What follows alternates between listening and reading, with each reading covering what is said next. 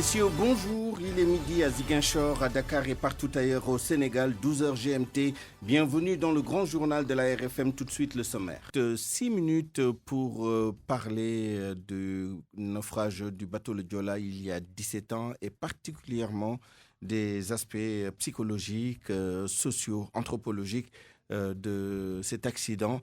Nous sommes en ligne avec... donc notre invité aujourd'hui, le docteur Omar Ba, socio-anthropologue. Bonjour.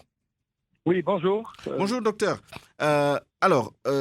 Deux questions essentiellement. La première, les familles des victimes et les rescapés tiennent à ce que le bateau soit renfloué et que le mémorial du Joola soit érigé en souvenir de cette catastrophe qui a coûté la vie à plus de 1800 morts. Comment expliquez-vous cet attachement à ces deux revendications, le renflouement du bateau et ce mémorial? Quelle est l'importance symbolique de ces deux gestes qui sont attendus de l'État du Sénégal? Oui, vous me permettrez simplement de dire quand même qu'en tant que sociologue et ayant vécu aussi en Casamance dans mes premières années d'expérience de terrain, à l'ISRA justement, on voit aussi l'attachement émotionnel que cette situation a entraîné avec justement la disparition d'autant de personnes. En tout cas, c'est une catastrophe même internationale. Et ça, je pense que sur le plan psychologique, ça a toujours marqué les esprits.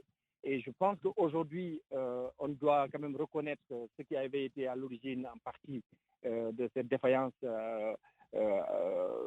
peut-être aussi en lien avec la situation d'enclavement de la région, la situation effectivement de conflit qui a duré très très longtemps. Et Dieu merci, aujourd'hui, ça s'est relativement stabilisé. Et je pense que la question de l'enclavement aujourd'hui avec le pont sur la Gambie est un début de solution. Et je pense qu'il faudrait reconnaître ces solutions et renforcer effectivement cela. Maintenant, pour revenir plus précisément à votre question, c'est de dire simplement que le fait que les populations soient attachées à symboliser effectivement en termes de mémoire cette catastrophe, je pense que c'est compréhensible dans la mesure où il y a eu quand même un choc psychologique très très important au-delà même de ceux qui ont été directement touchés par ce cas. Et je crois que par rapport aussi au comportement au quotidien des Sénégalais, je pense que c'est important de symboliser effectivement cette situation. Maintenant, le renflouement, ça c'est des questions très techniques sur lesquelles il n'y a pas de position particulière parce que je ne suis pas spécialiste pour connaître aussi tout ce qu'il y a autour en termes de coûts, en termes de capacité de réalisation et même en termes aussi ça risque peut-être de recréer d'autres déchirures, même psychologiques chez certaines personnes. Je pense que c'est des questions aussi à vraiment traiter avec prudence. Maintenant, le fond de la question, c'est le Sénégal doit symboliser, en tout cas, cette catastrophe et, en tout cas, appeler à ce que tous les citoyens aient des comportements qui n'entraînent pas ces types de situations qu'on a vécues et qui nous ont vraiment affectés tout en chacun dans sa chair en tant que Sénégalais. Maintenant, effectivement, on voit que après chaque catastrophe ou chaque problème, on voit qu'il y a des solutions qui arrivent. Par exemple, les surcharges dans les véhicules, les accidents, tout ça, c'est des questions quand même de comportement. Justement, je pense qu'il faudrait qu'on revisite. Nous reviendrons tout à l'heure sur la question du changement des comportements. J'aimerais introduire le psychologue conseiller Ngor Dien. Monsieur Dien, bonjour. Bonjour. Alors très rapidement, nous avons très peu de temps malheureusement d'ici à 12h45 sur la dimension psychologique un peu de cette commémoration. Essayons de nous mettre un peu dans la psyché, dans la tête d'une victime, d'un rescapé ou d'un proche d'une victime. Aujourd'hui, que se passe-t-il précisément psychologiquement dans la tête de quelqu'un qui a vécu un traumatisme aussi marquant 17 ans après? Est-ce on peut penser que on peut oublier ou la douleur s'estompe tel que l'exige un peu une partie de l'opinion qui pense qu'on devrait tourner la page et passer à autre chose. Psychologiquement, est-ce que c'est possible aujourd'hui?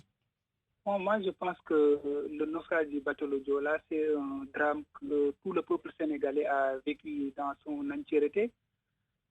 Donc, les victimes, c'est souvent des moments de renouvellement. C'est-à-dire que la douleur se renouvelle à chaque anniversaire du bateau Le Joola. D'autant plus que le bateau n'a pas été renflé, comment dirais-je, sorti des eaux jusque-là. Cela veut dire que ceux qui ont perdu des êtres qui leur sont chers dans le bateau Le Joola, il y en a qui n'ont pas jusqu'à présent pu faire le deuil de leur mort. Or, donc, il y a toute une symbolique qui accompagne le mort, l'enterrement, et tout cela, ils n'ont pas pu bénéficier de cette comment dirais-je, ils n'ont pas pu bénéficier de toute cette symbolique-là qui accompagne le mort. Et jusqu'à présent aussi, il me semble qu'il n'y a pas eu toute la justice qu'il faudrait avoir autour du naufrage du bateau Le Joola pour permettre un peu de raffermir les cœurs de ceux qui ont perdu des êtres chers dans le bateau Le Joola.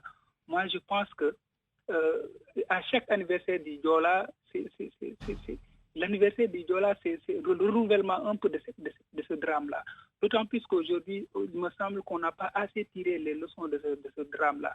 À chaque fois, les mêmes choses se répètent et aboutissent souvent au même drame. Là, je pense que le dernier, c'est le naufrage de cette pirogue-là au niveau au large des Madeleines. Donc, qui a été aussi un accident qui peut rappeler encore le bateau Le Joola. Donc, pas plus tard que la nuit dernière, j'ai regardé une chaîne de la place où un parent de victime disait que dès le début du mois de septembre, vraiment, il commence à avoir des sentiments qui sont profonds, de rappel de ses enfants qu'il a perdus dans le bateau Le Joola.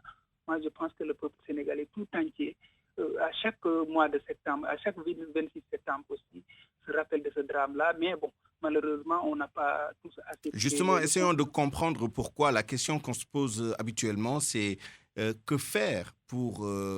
comment susciter les changements. Mais ici, la question qu'on se pose, c'est comment se fait-il qu'un choc aussi traumatisant n'ait pas impulsé les changements de comportement qu'on est en droit de s'attendre après un tel drame? Psychologiquement, comment on peut expliquer ça? Pour moi, je pense que vous savez, le peuple sénégalais aussi, pour moi, c'est un peuple spécial. Parce que nous avons des exemples à travers le monde, à travers l'Afrique, où un peuple a vécu un drame. Et à partir de ce drame-là, il a essayé de changer pour ne plus vivre un drame pareil. C'est le cas, par exemple, du Rwanda. Mais le peuple sénégalais oublie vite. Moi, j'ai l'habitude de le dire. Le peuple sénégalais a une mémoire courte. Le peuple sénégalais oublie vite. Donc, et souvent, il ne tire pas les leçons, en tout cas de l'histoire, les leçons des choses qui lui sont arrivées. Ce n'est pas le seul. Le Joola a été le drame peut-être le plus marquant. Mais je pense que ce n'est pas le seul drame qui nous arrive.